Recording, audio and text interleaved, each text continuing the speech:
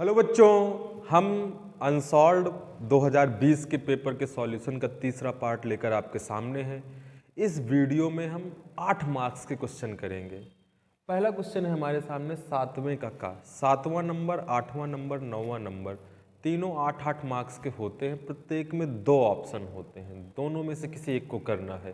तो इस वीडियो में हम दोनों भाग का हल देखेंगे, लेकिन जो आसान सवाल होंगे उनको मैं छोड़ दूंगा ना, या वो हिस्से छोड़ देंगे।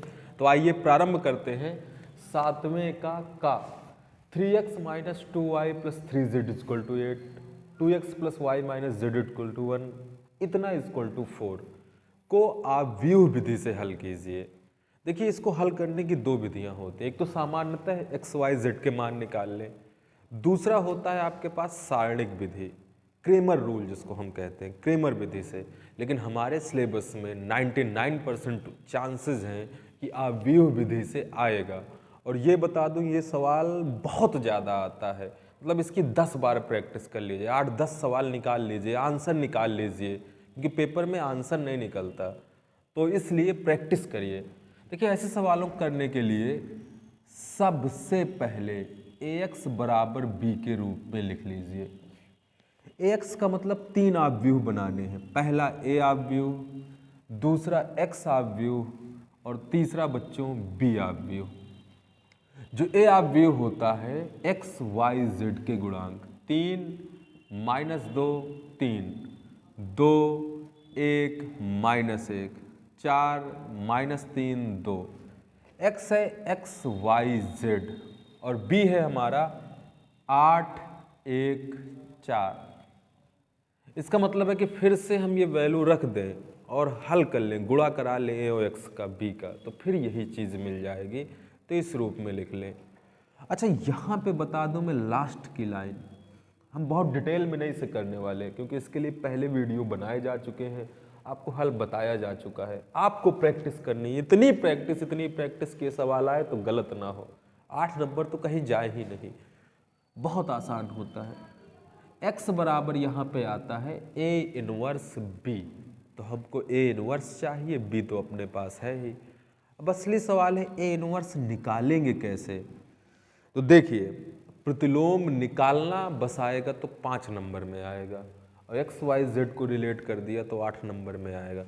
प्रतिलोम की शॉर्ट ट्रिक भी होती हैं, उसके भी वीडियो पड़े हैं, तो आप उनको पीछे देख लीजिए कैसे प्रतिलोम निकालते हैं। मैं जल्दी जल्दी समझा देता हूँ। इसके बाद वाले क्वेश्चन को हम डिटेल में करेंगे, जो भी आने वाले क्वेश्चन हैं, इसको आपको प्रैक्टिस करनी है। अच्छा हाँ, तो पहले किस रूप में लिखना है बच्चों, ax बराबर b, फिर a मिल गया, x मिल गया, b मिल गया। अब हमको चाहिए a इनवर्स, तो a इनवर्स निकालने का सूत्र होता है adjoint of a upon mod a। Mod a का मतलब है कि इसकी सारणिक का मान निकाल लें। और सारणिक का मान कैसे निकालते हैं बच्चों, प्रसार करके, चाहे इसके सापेक्ष प्रसार कर लें, चाहे इसके सापेक्ष, चाहे इसके सापेक्ष प्रसार कर लें। यहाँ से आप सारणिक का मान निकालिएगा।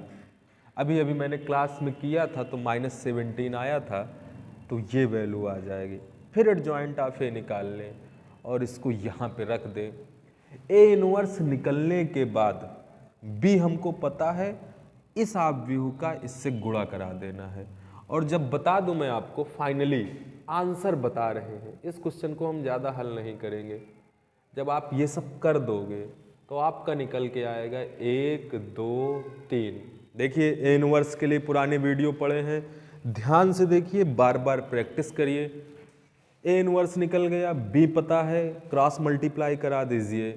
जब हल करेंगे, ये लास्ट की लाइन है, x बराबर A inverse B. A inverse निकालने के बाद तो कुछ इस प्रकार निकल के आएगा, x y z। तुलना कर दें दोनों की, जब तुलना कर देंगे तो x 1 हो जाएगा, y 2 हो जाएगा, z 3 हो जाएगा। ये हमारे आंसर होंगे x 1 y 2 z 3। अच्छा, अब आंसर चेक कैसे करें। आपने सब कुछ सही कर लिया, अगर आंसर सही नहीं है तो 8 के 3 नंबर मिलने हैं, तो आंसर बहुत इंपॉर्टेंस रखता है। तो x की जगह 1 रख दीजिए, y की जगह 2 रख दीजिए, z की जगह 3 रख लीजिए। देखिए क्या इक्वेशन सेटिस्फाई कर रही है, यदि कर रही है तो बढ़िया है। 1 रखने पे 3 करना, 3, 2 दूनी 4, 3 में से 4 घटा -1, 3 त्रिक्याई 9, -1 + 9 8, left hand side right hand side के बराबर है। इसी प्रकार दूसरे और तीसरे में रख के जरूर चेक कर लीजिए, आंसर मैच कर लीजिए कि हाँ जो आंसर निकले वो सही है कि नहीं। क्वेश्चन में कैलकुलेशन में यहाँ गलती होती है तो इससे बचना है। इसकी भी ट्रिक होती है, तो आप डाल दीजिएगा by Jeetu sir tricks to find A inverse, तो वहाँ से मिल जाएगा। अब हम आने वाले क्वेश्चनों को बहुत डिटेल में करने वाले हैं।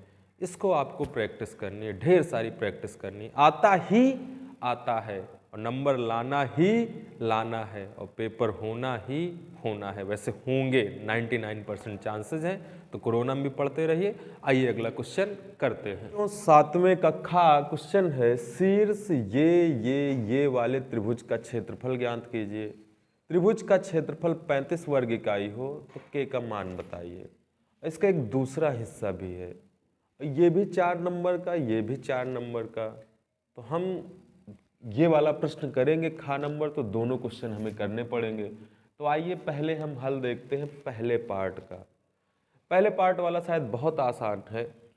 अगर इसका सॉल्यूशन देखें 7वें के खा के पहले हिस्से का, तो कोई बताएगा त्रिभुज के क्षेत्रफल का सूत्र क्या होता है। 1/2 वाला तो होता ही होता है कि नहीं होता। इसको क्या मान ले, x1 y1 x2 y2 x3 y3। त्रिभुज का क्षेत्रफल कितना दिया है 35।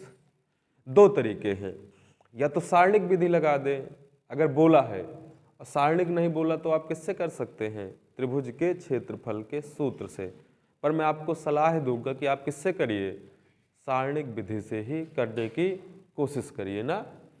अगर हम डायरेक्ट बात करें त्रिभुज का क्षेत्रफल 35, त्रिभुज के क्षेत्रफल का सूत्र क्या होता है भैया, 1/2। सारणिक भी आप लगा सकते हैं पूरा कॉलम बना के, मैं थोड़ा जल्दी में करना चाह रहा हूं इसलिए ये वाला लगा रहा हूं। y2 - y3 + x2 y3 - y1 + x3 y1 minus, साथ ही साथ पूरे का क्या लगा दीजिए मॉड, बराबर कितना है 35। अच्छा इससे ना करना होता तो आप कैसे कॉलम बनाते, यहाँ पे बराबर में क्या लिखते 35, यहाँ पे क्या लिख लेते x1 y1, यहाँ पे क्या लिख देते x2 y2, यहाँ पे क्या लिख देते x3 y3, यहाँ पे 1 1 1। ये भी त्रिभुज के क्षेत्रफल का सूत्र है। ये सारणिक विधि है, ये डायरेक्ट जो हम पहले से जानते हैं, दोनों में से कोई सा भी लगा लेते। हाँ दोनों सेम है, इसी से तो ये बना है, ये सूत्र कहीं और से नहीं बना। प्रसार करेंगे इसका इससे गुणा, इसका इससे गुणा, भाई x1 लेंगे प्रसार करके ही ये सूत्र आया है, इसी का ही ये वर्जन है ना, इसी से ये सूत्र बना है। तो आप पेपर में पहले ऐसे लिखिए फिर हल करना स्टार्ट करिए। अब मैं डायरेक्ट प्रसार करने से बचने के लिए ऐसा लिख देता हूं, बताने के लिए कि ऐसा भी हो सकता है। अच्छा बताइए 1/2, x1 की जगह क्या लिख देंगे, कहाँ गया x1 2, y2 - y3 कितना आ जाएगा 0, 0 आ रहा है, प्लस x2 की जगह बच्चों कितना लिख देंगे 5, y3 - y1 कितना आ जाएगा, कोई भैया बताएगा, y3 - y1 6 4 10, मैं अपने भरोसे करूँ ना, प्लस x3 की जगह क्या लिख देंगे के, y1 - y2 कितना आ जाएगा, इसको इससे क्या करना -10, गुड। अब पूरे पे लगा है मॉड 35, 1/2, इसको हल करेंगे तो क्या हो जाएगा 0, 10 पना 50, 50 माइनस 10 बराबर 35। अच्छा अब यहाँ पे लोग एक आंसर निकाल के आते हैं, पर आंसर हमेशा कितने निकालने होंगे 2, क्योंकि ये क्या लगा हुआ है मॉड। मॉड का मतलब होता है त्रिभुज का क्षेत्रफल क्या लिखते हैं प्लस और माइनस, जब भी मॉड हटाते हैं तो क्या लग जाता है बच्चों प्लस और माइनस, चाहे इधर लगा दें चाहे इधर लगा दें। अब 2 स्टेप में सवाल हल होगा, एक बार धन लेने पर एक बार ऋण लेने पर। मॉड हटाते हैं तो प्लस माइनस लगता है बच्चों। यहाँ पे पहले ले लेते हैं प्लस लेने पर, 2 कहाँ चला जाएगा 35 दूनी 70, 70, 50 माइनस 10 के बराबर 70। ये 50 इधर से उधर माइनस में, 70 माइनस 50 20 माइनस 2, के की वैल्यू -2। एक ये मान हो सकता है और एक मान और क्या हो सकता है, माइनस लेने पर। बच्चों जैसे ही आप माइनस लेंगे तो ये 35 दूनी 70, लेकिन प्लस का नहीं हो जाएगा, किसका हो जाएगा, माइनस का। ये इधर से इधर जाएगा माइनस में, 70 50 120, माइनस से माइनस कट गया, 12 दहम। ये है इस प्रश्न के आंसर, या तो -2 आएगा या तो 20 आएगा। तो बच्चों ये रहा सॉल्यूशन। ये 4 नंबर आपको मिल गए। अब अगले 4 नंबर के लिए फिर से माथा पच्ची करिए, पूरा प्रोसेस करिए, हल करते हैं, आंसर निकालने की कोशिश करते हैं। इस सवाल में ये दिया गया है कि यदि ये वाली कंडीशन है तो वेक्टर डी ज्ञात कीजिए। 3 सदिश दिए हैं, पहला दिया वेक्टर ए, दूसरा दिया वेक्टर बी, तीसरा दिया वेक्टर सी। जो किस पर एक सदिश वेक्टर डी है वो निकालना है, सदिश डी ज्ञात करें। तो बच्चों हल की पहली लाइन होगी, मैं मान लेता हूं, माना डी, क्या मान ले बच्चों, कुछ भी मान ले, वही निकालना है, वेक्टर डी ज्ञात करना है। वेक्टर डी मान लूँ, क्या ये मान लूँ एक्स आई कैप, वाई जे कैप, जेड के कैप, अरे कोई ज़रूरी नहीं है, आप क्या मान सकते हो, A1 आई कैप, A2 जे कैप, A3 के कैप, जो भी हम मानना चाहें, ये हमने मान लिया। बोला सदिश डी ज्ञात कीजिए। अब दी गई कंडीशन है, पहली कंडीशन क्या दी गई है, ये इस पर लंब है, दूसरी कंडीशन क्या दी गई, ये इस पर लंब है, तीसरी कंडीशन क्या दी गई है, ये, और ये बराबर किसके है, 15 के है। तो यहाँ पे क्या लिखेंगे एग्जाम में पूरे तरीके से, प्रश्नानुसार वेक्टर डी किस पर लंब है, इस परपेंडिकुलर टू वेक्टर है। और ये कंडीशन शायद आप सब लोग रटे बैठे होंगे, अगर कोई किसी पर लंब है तो उसका डॉट प्रोडक्ट कितना होता है, 0। बहुत सवालों में यूज होता है, मतलब ए का किससे गुणा करना है, डी से। गुणा कैसे होगा, आई वाले का आई से, जे वाले का जे से, के वाले का के से। पहले नंबर पे क्या आ जाएगा, एक्स, दूसरे नंबर पे क्या आ जाएगा, 4y, तीसरे नंबर पे क्या आ जाएगा, 2z बराबर। एक चीज और दिया गया, क्योंकि एक चीज और दिया गया है, क्या है बच्चों, वेक्टर डी और किस पर लंब है, vector d is perpendicular to vector b. अगर लंब है तो अब क्या लगेगा, ये भी किसके बराबर होगा, बी डॉट डी भी 0 के बराबर होगा। और इसको फिर से हल करना स्टार्ट करें तो बी का डी से मल्टीप्लाई कराएं, 3x minus 2y plus 7z बराबर 0। समीकरण 1, समीकरण 2। अच्छा अभी तीसरा भी बनाना पड़ेगा, c डॉट डी बराबर कितना है, 15। भाई इससे क्या एक्स वाई जेड के मान निकल सकते हैं, नहीं। 3 अननोन है, कितने समीकरण चाहिए, 3 चाहिए। कोई निकाल लेगा तो मुझको डायरेक्ट क्या, b dot d 0, a dot d 0। A और बी किस पर लंब है, डी पर लंब है, तो ए भी डी पर लंब है और बी भी किस पर लंब है, डी पर। अगर वेक्टर परस्पर लंबवत है तो उनका डॉट प्रोडक्ट 0, क्योंकि cos 90 0। ए डी पर लंब है, सदिश डी ज्ञात करो जो वेक्टर ए तथा वेक्टर बी पर लंब है। लैंग्वेज ये है कि ए पर भी लंब है और किस पर लंब है, बी पर भी लंब है। तो a dot d 0, b dot d 0। और आगे करें तीसरी जानकारी, सी डॉट डी बराबर 15। सी का डी से गुणा करेंगे, डी तो यही है 2x, अरे आई वाले का आई से, जे वाले का जे से, माइनस वाई, और इसका इससे कितना आ जाएगा, 4z। बच्चों अब आपका काम है 1 2 3 को हल करना। मैं हल करूं कि आप हल कर लेंगे, आप ही करेंगे।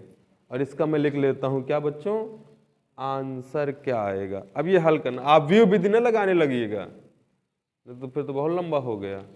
आप व्यू विधि नहीं लगानी है। जब आप हल करेंगे तो वेक्टर डी बराबर आएगा ये एक्स वाई जेड मैं लिख देता हूं 1, 2 और 3 को हल करने पर। ये सवाल लंबा हो गया है क्योंकि इसका सॉल्यूशन आपको करना है, हल करना है, आंसर निकालना है। ये कुछ इस प्रकार आएगा, जो x की वैल्यू आएगी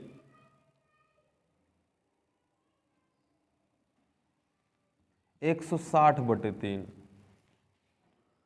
जो y की वैल्यू आएगी -5/3 और जो z की वैल्यू आएगी -70/3। जब आप हल करेंगे केयरफुली तो x, y, z की ये वैल्यू आएगी। इसका मतलब वेक्टर डी क्या हो गया? 160/3 आई कैप, एक्स आई कैप, वाई जे कैप।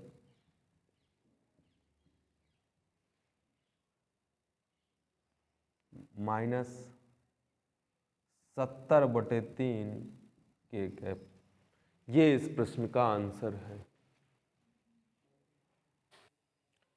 क्वेश्चन नंबर 8वें का नंबर है 8 मार्क्स का सवाल है समाकलन का। समाकलन इसमें करना है, ये अपॉन ये है, इसको हल करना है। देखिए अगर यही सवाल 1 होता तो हमारे पास दो ऑप्शन होते हैं, एक तो पूर्ण वर्ग बना लें और फिर लगा दें सूत्र। दूसरा क्या होता है, आंशिक भिन्नों में तोड़ दें, हल कर लें, आंसर निकाल लें। पर अगर यहाँ पर कुछ ऐसा लिख दिया जैसा कि सवाल में लिखा है x² + 1, क्या अंश की घात हर की घात के बराबर है? तो यहाँ पे आपको बच्चों याद होगा अंश की घात बटे हर की घात जब बराबर हो ना तो सबसे पहले इसमें क्या दिया जाता है, भाग दिया जाता है। भाग देने के बाद लिखते हैं और सवाल बदलते हैं, हल करते हैं, आंसर निकालते हैं। तो इससे इसमें मैं रफ में नहीं, ये काम आपको कहाँ पे करना है, वहीं पे फेयर में ही। इससे इसमें भाग दे दीजिए। देखिए बहुत कठिन समाकलन नहीं आएगा, समाकलन वही आएगा जो आपकी कॉपियों में है।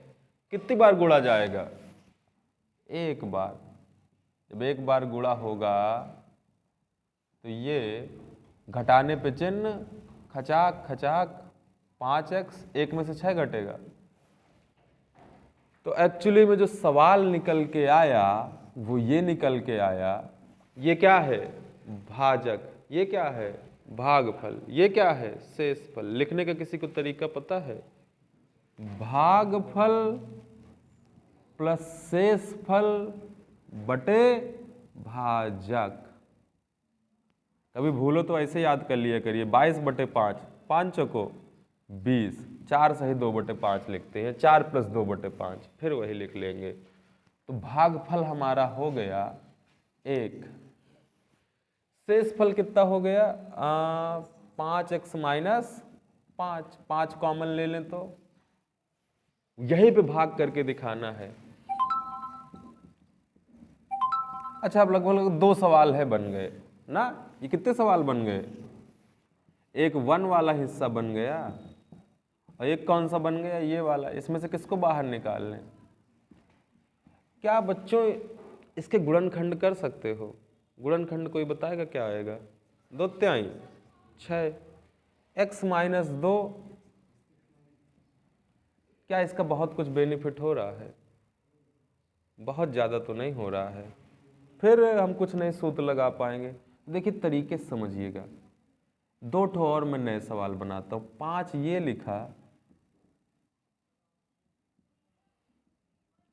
ये डायरेक्ट में लिखता हूँ। इसका तरीका ये होता है ना कि अगर इस टाइप का लिखा है, सुनिएगा मेरी बात, एक नहीं लिखा है तो यहाँ पे अंश का हर का अवकलन कहाँ बना लेते हैं, अंश में बना लेते हैं। अब यहाँ पे रफ की मदद लें, मैंने तरीके बताए हैं लेकिन हम डायरेक्ट करेंगे। इसका अवकलन क्या होगा, 2x - 5। पर क्या अपने पास 2x है? नहीं है। तो 2x कैसे बना सकते हैं? 2 का गुणा और 2 का भाग। जबरदस्ती है कर रहे हैं, कभी कभी जबरदस्ती करना भी जरूरी होता है ना। 2 का गुणा 2 का भाग। लेकिन यहाँ पे क्या चाहिए, साथ में -1 नहीं चाहिए, क्या चाहिए? -5। अब क्या कर दें, -5 जोड़ दें और इतना ही घटा दें। एक सिंपल समझे कि हमारे दिमाग में फोकस रहे 2x - 5 बनाना, तो हमने लिख लिया, लेकिन 2x थोड़े चाहिए था, x चाहिए था, तो 1/2 लगा दिया। 5 जोड़ा, 5 घटाया और साथ में क्या है? -1। इसको हल भी कर लेंगे तो कितना आ जाएगा, एक बार देख लीजिए। 5 से 5 कट गया, बचा क्या? 2x - 1 बटे में क्या है? 1/2। चलिए मैं इसको और अलग के ले रहा हूँ, -1 ऐसा लिख सकते हैं। अब इसको हल करते हैं।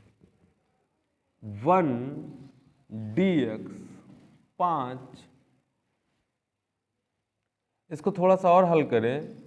5 2x - 5 को एक ही साथ लिखा रहने दें और जो बचा उसको हल कर लें, क्योंकि ये हमको चाहिए। इस 1/2 का गुणा 5 से होगा तो क्या आ जाएगा? 5/2 -1, और इसको हल करें 2 1 2, 5 में से 2 घटेगा, 3/2 dx। ये है, इसको इस रूप में भी लिखा जा सकता है। अब 2 नए सवाल बनाइए। ये पहला सवाल, ये दूसरा सवाल। अब इस सवाल में इसको t मान लेंगे तो इसका अवकलन रखा है। इसका कैसे करेंगे? 1/, करके। इसका करेंगे 1/, करके इसका समाकलन करेंगे, हल करेंगे, आंसर निकालेंगे। यहाँ पे एक तरीका भी आपको बताया गया कि डायरेक्ट ना सोच पाएँ, वो तरीके भी हम लगा सकते हैं, पर कोशिश यही हो कि डायरेक्टली ही लिखें। 1 dx + 5। एक सवाल है हमारा 2x - 5 बटे x² - 5x + 6 प्लस 3/2 को अलग कर लें, 1/, इसमें इसको t मान लेंगे तो इसका अवकलन रखा है। इसको कैसे कर सकते हैं? पूर्ण वर्ग बना के और फिर सूत्र लगा देना है। सवाल बड़ा नहीं है, सवाल में कहानी यहाँ से प्रारंभ होती है। ये स्टेप बड़ा इंपॉर्टेंट है। भाग क्यों देना है? क्योंकि घात बराबर है। अब फिर जब x वक्स वाले पद आ जाए ना, 1 जब तक ना आए, तो इसका अवकलन ऊपर बनाना पड़ता है। और अवकलन बनाने के लिए ये अवकलन है, तो बस यही दिमाग में रहे कि 2x - 5 कहीं से मिल जाए। तो हमने लिख लिया 2x - 5, जोड़ दिया, 5 से 5 फिर कट जाएगा, 2 से 2 कट जाएगा, चीज़ वही आ जाएगी, एक्स्ट्रा -1 है। लेकिन इसमें 2x - 5 को एक साथ रखें, और यहाँ पे अभी एक चीज़ और रहेगी। क्या रहेगा वो? 1/2, और इसका इससे गुणा करा देंगे, इनको एक साथ रखिए, इसको हल कर लीजिए 3/2, तो यहाँ पे 1/2 और रहेगा, और जो बाकी है इसको, पीछे 5 है, इसमें इसको t मानना है, इसका सूत्र लगाना है। मुझे लगता है सूत्र आता होगा। पूर्ण वर्ग बना के करें कि आंशिक भिन्न में भी तोड़ सकते हैं। यहाँ से बहुत सारे ऑप्शन हैं। यहाँ से एक ऑप्शन क्या है? आंशिक भिन्न में। यहाँ से भी एक ऑप्शन क्या है? आंशिक भिन्न में। 2 जगह ऑप्शन मिल जाता आंशिक भिन्न में तोड़ने का। वहाँ से उसको हल करना है, सूत्र लगाना है, आंसर निकालना है। तो इस सवाल को मैं यहीं पे रोकता हूँ। किताब में ढेर सारे सवाल हैं, आप करिएगा। इसका खा वाला हिस्सा करते हैं। 8वें का खा, 4 नंबर का सवाल है। इसमें 2 हिस्से हैं, एक प्रायिकता से रिलेटेड है और एक अवकलन के अनुप्रयोग का है। x⁴x का निम्नलिखित मान बताइए। चलिए बच्चों, 4 नंबर का है, 4 नंबर जैसे करेंगे। क्या ध्यान नहीं दिया अभी? x⁴x का निम्नलिखित मान बताइए। x⁴x का निम्नलिखित मान बताइए। क्या इसको हल कर सकते हैं? निम्नलिखित मान कैसे निकालते हैं? पहला अवकलन करते हैं, पहला अवकलन को 0 के बराबर करते हैं, फिर कंडीशन निकालते हैं दूसरे अवकलन में उच्चिष्ट है कि निम्नलिखित है, फिर उसके बाद जिस कंडीशन में निम्नलिखित होता है वो वैल्यू रख देते हैं। तो क्या पहला अवकलन करके दिखाना पड़ेगा मुझे? हाँ, आइए तो इस सवाल के पहले हिस्से का, ये 4 मार्क्स का है, आइए लिख देते हैं 4 मार्क्स। इसका दूसरा हिस्सा प्रायिकता से रिलेटेड है। इसको सबसे पहले किसके बराबर मान लूँ? y बराबर मान लेते हैं। अवकलन कोई कर सकता है? चर के ऊपर चर है, मैं डायरेक्ट अवकलन लिखता हूं। क्या ये अवकलन सही लिखा है, गलत लिखा है? बोलिए यस या नो। ये अवकलन करेक्ट लिखा है। देखिए चर के ऊपर चर है तो हम लॉग लेके भी कर सकते हैं। लॉग लेके ना करना हो तो मैंने एक डायरेक्ट शायद सूत्र बताया होगा। अब अवकलन की क्लास नहीं है, वैसे भी वीडियो बहुत लंबा होता जा रहा है, इसीलिए बच्चों को हम शॉर्ट में कर रहे हैं। इसका सूत्र होता है gx d/dx। अरे लॉग ले लेंगे, gx log fx d/dx। इसका कैसे कर देते हैं? फर्स्ट इंटू सेकेंड से, और यहां पे रहने देते हैं fx की पावर। ये सूत्र होता है। डायरेक्ट अगर इस सूत्र में करें, और आपको ऐसे नहीं करना तो पहले क्या लीजिए, log, फिर dy/dx निकालिए। जब उसको हल करेंगे तो कुछ इतना आ जाएगा, ठीक है ना। अरे फर्स्ट इंटू सेकेंड, फर्स्ट क्या हो जाएगा x, सेकेंड भी क्या हो जाएगा log x। सूत्र क्या लगाओगे, fx की पावर gx बाहर लिख लिया, फर्स्ट इंटू सेकेंड का अवकलन। सेकेंड का अवकलन क्या होगा, log x का 1/x, x से x 1 plus second into first का अवकलन। सेकेंड है आपका log x, फर्स्ट है x, x का 1 होता है तो ये आ जाएगा। यहां पे लिखते हैं उच्चिष्ट और निम्निष्ठ के लिए dy/dx बराबर 0। बच्चों इसको हमने किसके बराबर कर दिया, 0 के बराबर कर दिया। ओके, इसका मतलब क्या होता है, इसका मतलब क्या होता है, या तो ये 0 है या तो ये 0 है। या मैं मोटा मोटा समझाऊं तो गुणे से कहां चला जाएगा, गुणे से कहां चला जाएगा, बटे में। x का मान कौन भैया बताएगा इस सवाल में x का मान कितना आता है, ये 1 इधर से इधर जाएगा, x का मान क्या आ जाएगा। अच्छा जो भी हम अवकलन में करते हैं सब किस बेस पे है, ई ना भी लिखें तो अंडरस्टूड होना चाहिए। यहाँ पे एक लॉग की प्रॉपर्टी लगती है, x की वैल्यू हो जाएगी e की पावर -1। लॉग की प्रॉपर्टी आपको याद है कि मैं लिख दूं, लॉग का 1-1.5 घंटे का वीडियो उसको देख लीजिएगा, सारा क्लियर हो जाएगा। mn बराबर p है तो m बराबर होता है n की पावर p, लॉग की प्रॉपर्टी है। लॉग की संख्या, लॉग का आधार कुछ बराबर में है तो ये बराबर होता है इसकी पावर ये, तो यहां से x बराबर क्या हो जाएगा, e की पावर -1। तो फाइनली x की वैल्यू क्या आ गई, 1/e। तो मैं इधर लिख दूं x बराबर बच्चों हमारा निकल के आया 1/e। लेकिन अभी हमें क्या पता, उच्चिष्ट है कि निम्निष्ठ पता चला, नहीं पता चला। अब क्या करेंगे, क्या करेंगे, सेकंड अवकलन। सेकंड अवकलन क्या होगा, फिर से क्या लगाएंगे, फर्स्ट इंटू सेकेंड। अब मैं बता दूं सिर्फ सवाल है मान निकालने का ना, तो हम डायरेक्ट मान निकालते हैं। हमको नहीं पता उच्चिष्ट आ रहा है कि निम्निष्ठ आ रहा है। एग्जाम में आप दिखा जरूर सकते हैं, लेकिन अगर जल्दी हो तो ये स्टेप छोड़ सकते हैं जब मान निकालना। 2 मान तो है नहीं, कितना मान है, एक ही मान आया, एक ही मान आया तो इस पे निम्नतम पूछा है तो निम्निष्ठ ही आ रहा होगा। तो हम निकालते हैं, अतः x बराबर 1/e पर y कितना आ जाएगा, निम्नतम मान। यहां पे लिख लेते हैं निम्नतम मान। देखिए टाइम भी बचाना है, ऐसा नहीं कि दूसरा अवकलन में फिर फर्स्ट इंटू सेकेंड बहुत लंबा हो जाएगा, तो हम डायरेक्ट लिख सकते हैं। हम लिख सकते हैं डायरेक्ट, y बराबर x की जगह क्या रखा, 1/x। यही इसका क्या है आंसर, 1/e की पावर 1/e। जब इसको सॉल्व करेंगे तो इतना ही मान। बच्चों अब करने जा रहे हैं 8वें के खा का सेकंड। अब मैं इस सवाल को लिखता नहीं हूं, सीधे किए दे रहा हूं। 52 पत्ते हैं, चलिए बहुत अच्छी बात है, 52 होते हैं। कोई ऐसा खेल तुम लोग बनाओ कि 54-56 आ जाए। 2 पत्ते निकाले जाते हैं, 2 पत्ते निकालने हैं। यदि निकालने के बाद उसे पुनः ताश की गड्डी में नहीं रखना है, जो पत्ते आपने निकाले उन्हें गड्डी में नहीं रखना, विदाउट डिस्प्लेसमेंट, विदाउट प्रतिस्थापन। तो दोनों पत्ते पान के होने की प्रायिकता बताइए। अच्छा ये बताओ, पहला पत्ता भी पान का, दूसरा पत्ता भी पान का। ये 4 नंबर का सवाल, प्रायिकता के सवाल हमेशा क्या होते हैं? छोटे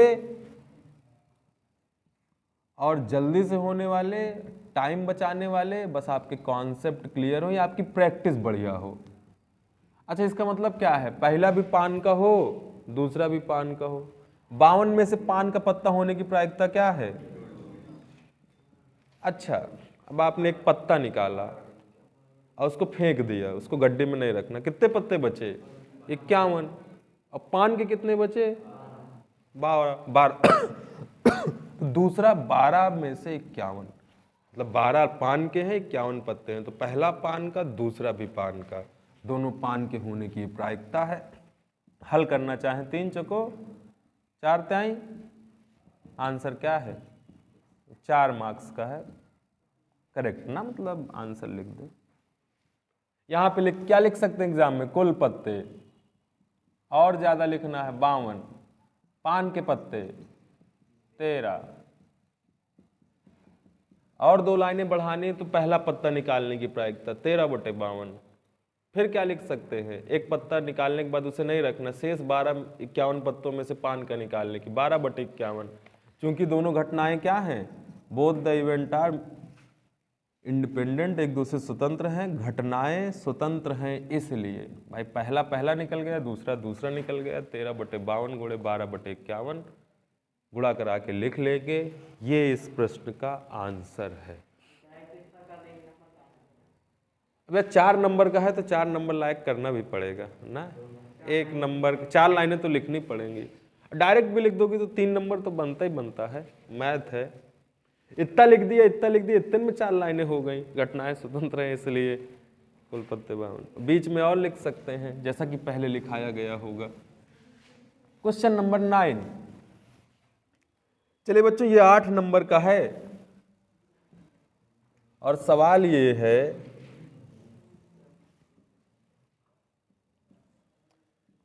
किसी को याद है? अच्छा डायरेक्ट आपसे कोई आंसर पूछता तो आप इसका आंसर क्या बताते? भाई इसका क्या कर देते? x³/3।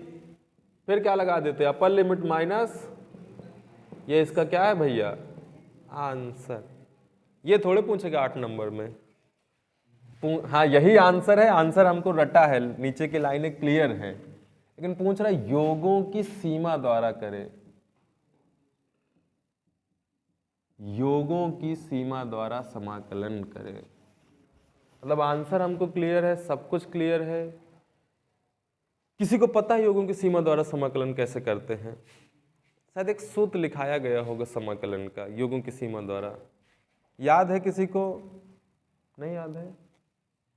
सूत्र लिखता हूं। समाकलन का डायरेक्ट आंसर होता है लिमिट h टेंडिंग टू 0। ठीक है ना, सुनिएगा भैया, रिवीजन हो जाएगा। लिमिट h टेंडिंग टू, सूत्र ये होता है जैसे कि अवकलन में क्या था? प्रथम सिद्धांत से अवकलन ना, उसका भी वीडियो है, उसका आप देख सकते हैं अगर भूल गए हैं कल पूरे सभी सवालों का।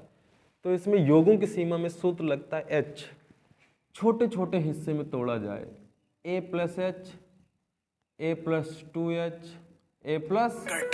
एकदम ध्यान से सुनिएगा, पूरा प्रोसेस वाइज कराऊंगा क्योंकि सभी लोग भूल चुके हैं, इसलिए एक एक लाइन करेंगे। ये तो सूत्र है, सवाल में यहाँ कुछ भी लिख दे, ये क्या है? सूत्र है। यहाँ पे a क्या होता है? a को हम कहते हैं lower limit. Lower limit a की जगह कितना है? a ही है। 1 से 3 होता तो a की जगह 1, और b क्या है? Upper limit. और b बराबर होता है a+nh। ये भी बात बड़ी इंपॉर्टेंट है। इसका मतलब छोटे छोटे हिस्से तोड़े जाएं, तोड़े जाएं, तोड़े जाएं। आप a से कहां तक पहुंच रहे हो? a से कहां तक पहुंच रहे हो?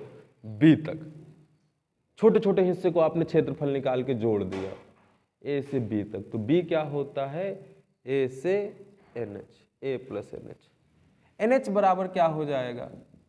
b minus. रख सकते हैं कि नहीं रख सकते हैं? श्योरली रख सकते हैं। ये 1 से 3 होता सवाल तो यहाँ पे क्या रख देते 1, यहाँ पे क्या रख देते 3, NH की वैल्यू आ जाती, वो रखना होता। चलिए आगे बात करें, अब हमको निकालना fx क्या है इस सवाल का। fx का मतलब जो सवाल है, पहले ये निकालना है, फिर क्या निकालना है, ये निकालना है, फिर क्या निकालना है, ये निकालना है। सब की वैल्यू उठा के यहाँ पे पुट कर देनी है। अच्छा, टोटल कितने पद होंगे, अगर पद वाइज सोचे, n पद।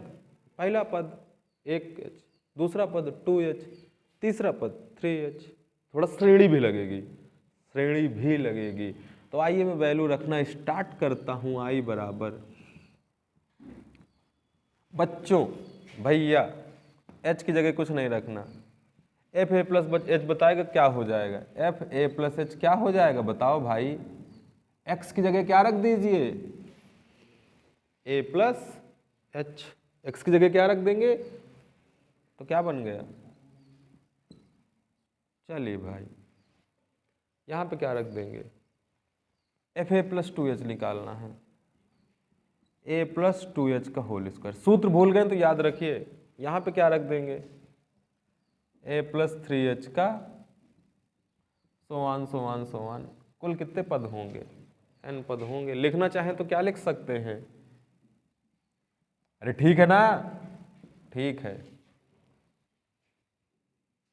इसमें सूत्र कौन सा खुलेगा, a प्लस बी का होल स्क्वायर। इसमें कौन सा खुलेगा, same same same same same same सूत्र खुलना है, सूत्र खोल दे। i बराबर limit h tending to 0 F A plus H, ठीक है ना, F A plus H. A plus H का सूत्र होगा A square plus B square plus 2ab, same. इसमें क्या होगा, A square plus B square plus 2ab, होता है ना सूत्र, A square plus B square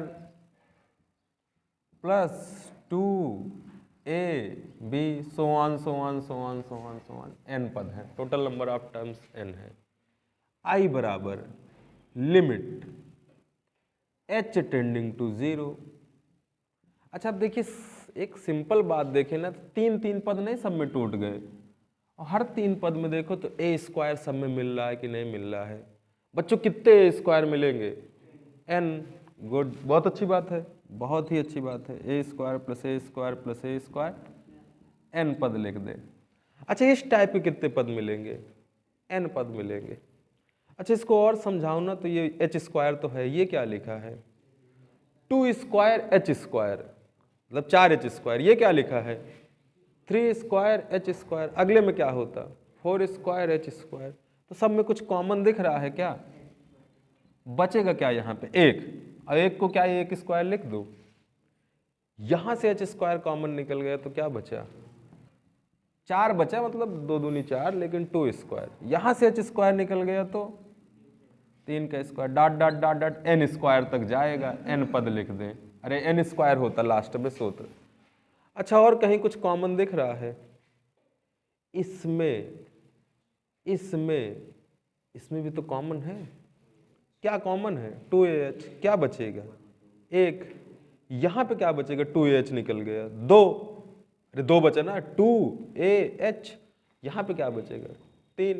तो अगर सब में कॉमन ले लें 2ah, 1 धन 2 धन 3 धन डॉट डॉट डॉट, ये भी कितने पद है n पद है।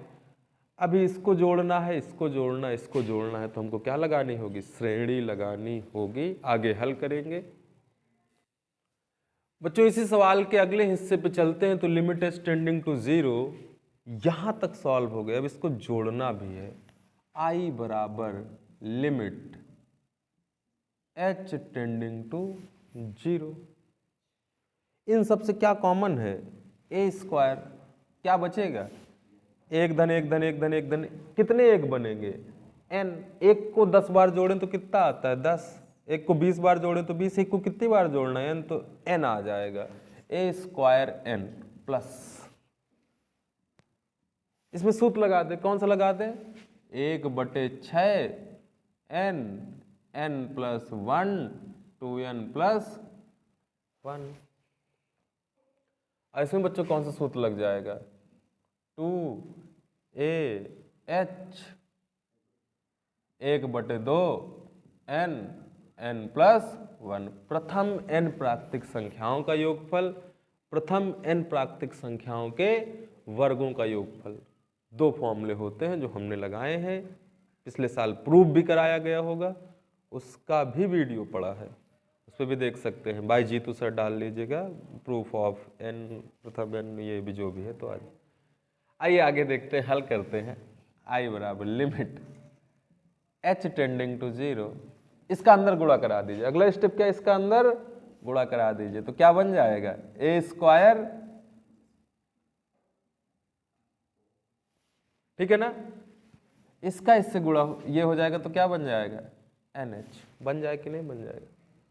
अब असली कहानी ये है, असली कहानी ये है, यहाँ पे समझना है, यहाँ पे बहुत ध्यान से समझना है। अब मैं बता दूं आपको, सवाल खत्म है, 2 लाइनें हैं, यहाँ पे बस फोकस कर लिया। अच्छा, h टेंडिंग टू क्या है? 0। h की जगह 0 रख दूंगा तो आंसर क्या आएगा? 0। तो सवाल में तो समाकलन हुआ नहीं। पर कहानी ये है कि h टेंडिंग टू 0 होती है तो n किधर की ओर टेंड करता है? इनफाइनाइट। ये जब पढ़ाते वक्त एक्सप्लेन किया गया होगा, पर अभी के लिए जो बच्चे हैं देख रहे हैं वो ये समझ लें, h टेंडिंग टू 0 है तो n टेंडिंग टू क्या है? इनफाइनाइट। अच्छा, मैं 0 रख दूं तो 0 आ जाएगा, लेकिन n की जगह अनंत रख दूं तो अनंत आ जाएगा। और लिमिट का मान कैसा होना चाहिए? परिभाषित होना चाहिए। तो हम सिर्फ और सिर्फ n ना बनाना चाहें, क्या बनाना चाहें? 1/n। यदि n अनंत है ना तो 1/n का मान कितना होता है? 0। 1/n अनंत कितना होता है? 0। तो क्या इसमें n कॉमन है? कॉमन है। अगर n कॉमन ले लूंगा तो क्या बचेगा? 1 प्लस, क्या इसमें n कॉमन है? जहां जहां n दिखे कॉमन दिख ले। 2 इंटू है, इंटू सॉरी 2 क्या बचेगा? सॉरी 2 नहीं कॉमन ले, n कॉमन ले तो क्या बचेगा? 1 2 प्लस 1/n। अच्छा, इसमें n तो कोई चक्कर नहीं, NH 2 से 2 कैंसल। अच्छा, इसमें n कॉमन है, क्या आ जाएगा? n नहीं 1 प्लस, अब एक चीज मिस कर गया। क्या मिस कर गया? h का इसमें भी गुणा हुआ, h का इसमें भी गुणा हुआ, h का इसमें भी गुणा होगा तो क्या बन जाएगा? h²। अच्छा, और पीछे जाएं, ये लिख लेते हैं h टेंडिंग टू 0 तो n टेंडिंग टू क्या होता है? इनफाइनाइट। n कॉमन किस लिए लिया गया? इसकी वजह है कि NH का मान कितना था बच्चों? b बराबर क्या था? a plus NH। तो NH बराबर कितना था? बस हमको NH ही बनाना था, इसीलिए सब कॉमन लिए गए हैं। अच्छा देखिएगा, एक लाइन और लिख दूं, आंसर आने ही वाला है a²। NH है, ये फिट है, NH की जगह क्या रख देंगे? b माइनस है। क्या NH यहाँ पे है? H कितने हैं? स्क्वायर 1 3, n कितने हैं? 1 2 3, तो n³ h³। इसको क्या लिख सकते हैं? NH की घाते, क्या लिख सकता हूँ कि नहीं लिख सकता हूँ? इसीलिए n कॉमन लिया गया है। अच्छा, 1 प्लस 1/n, 2 प्लस 1/n, यहाँ पे भी सोच के देखिएगा, a है n² h², और इसको लिखना चाहूँ तो क्या लिख सकता हूँ? 1 प्लस 1/n। अच्छा, अब लिमिट रख दीजिए, h तो बचे नहीं, इफ h टेंडिंग टू 0 तो n tending to infinite. Limit रखें, limit h tending to 0, NH की जगह क्या रख देना है? NH की जगह क्या रख देना है? b minus a। बस जहां जहां NH दिखे वहां वहां उठा के रख, लिमिट हटा दें। NH की जगह रखा b माइनस a, NH की जगह रखा b माइनस a की घाते 3। 1 प्लस 1/n अनंत, 1/अनंत कितना होता है? 0। तो 1 प्लस 0 1, 2 प्लस 1/n, n की जगह अनंत, 1/n 1/अनंत 0, 2 प्लस 0 2, NH की जगह b माइनस है, 1 प्लस 0 मतलब 1। अब फाइनली इसको आपको क्या करना है? अभी भी हल करना है। ए स्क्वायर बी माइनस ए का क्यूब बाई 6 इंटू 2 भी है, 2 तिहाई 6 बटे में कितना आ जाएगा 3, और यहाँ पे है a इंटू बी माइनस ए का होल स्क्वायर। इनका क्या लेंगे बच्चों, लासापा, गुणा कराएंगे, हल कराएंगे, और एग्जाम में भी जब आपसे ना हो तो डायरेक्ट क्या लिख दीजिएगा, upper limit minus lower limit, क्योंकि जो आंसर होता है भाई इसका घात खोलेंगे, इसका ये सब कुछ हल करने के बाद क्या निकल के आएगा, बी क्यूब माइनस ए क्यूब बटे में 3। हल करेंगे तो यही आंसर आएगा, इसमें कोई दो राय नहीं है उसको, लेकिन हल करना है। बच्चों इस सीरीज का आखिरी सवाल इस पूरे सेट का, बड़ी मेहनत के बाद ये सेट खत्म हुआ है, set 324। dy by d x ये भी 8 नंबर का है, तो आपके पास एक ऑप्शन था, वो ना करना होता तो क्या कर सकते थे, इस सवाल को भी कर सकते थे विदाउट डिफरेंशिएशन इंटीग्रेशन। पेपर में 50 नंबर के ऊपर लाना नामुमकिन है। डिफरेंशिएशन इंटीग्रेशन और अवकल समीकरण तो क्या होना चाहिए, आना ही चाहिए। अच्छा dy by d x plus p y बराबर क्यों, ये कोई टाइप दिख रहा है, हाँ ये जानते हो किस टाइप का अवकल समीकरण है, किस टाइप का है बच्चों, क्या ये लिखाया गया है, प्रथम कोटि का अवकल समीकरण बोलते हैं इसको, क्योंकि इसमें हम x वाले पद एक तरफ नहीं कर सकते, y वाले पद एक तरफ नहीं कर सकते, ना तो ये समघाती अवकल समीकरण। हमारे सिलेबस में 2 ही टाइप के हैं, एक समघाती और एक है प्रथम कोटि। एक है सामान्य, सामान्य का मतलब है कि x वाले एक तरफ y वाले एक तरफ। इससे तुलना करने पर p कितना आता है बच्चों, p कितना आ जाएगा 2, गुड, q कितना आ जाएगा sin x। इस सवाल को हल करने के लिए सबसे पहले बच्चों निकालना होता IF। क्या निकालना होता है, 2 नंबर का यही सवाल है, 2 नंबर का सीधा सीधा सवाल क्या आता है, IF निकालिए। IF का मतलब अवकल गुणांक, इंटीग्रल फैक्टर। इसका सूत्र किसी को याद है, e की पावर p dx। और फाइनली आंसर क्या होता है, ANS WER क्या होता है, क्या होता है IF into y Q into, पहले IF निकालिए, फिर इस सूत्र में रखिए, फिर समाकलन करिए, तब जाके कहीं से 8 नंबर पूरे होंगे। सबसे आसान क्या है, IF निकालना। IF कितना आ जाएगा, e की पावर 2x, गुड, p की जगह कितना रख दोगे 2 का समाकलन होगा नहीं, 1 का समाकलन x, q की जगह ये, फर्स्ट इंटू, हल करना है, आंसर निकालना है। आप लोगों ने कई बार ऐसे सवाल किए हैं, कराए हैं। तो बच्चों ये आपका सेट खत्म होता है, मिलते हैं अगले सेट या अगली क्लास में।